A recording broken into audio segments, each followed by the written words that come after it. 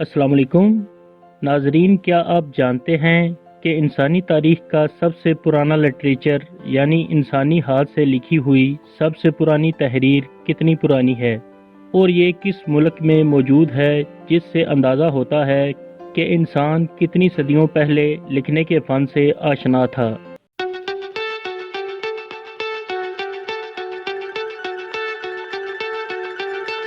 नाजरीन, वैसे तो हमें मोहनजोदाड़ो की तहजीब की लिखी हुई तहरीरें भी मिली हैं, लेकिन इनको पढ़ा नहीं जा सका, जिसकी वजह से इनको लिटरेचर में शामिल नहीं किया जा सकता।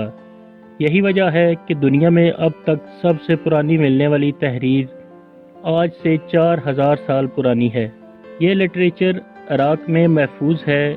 ये एक सुमेरियन बादशाह गिलगामेश के एजाज़ में लिखी गई नज़म है।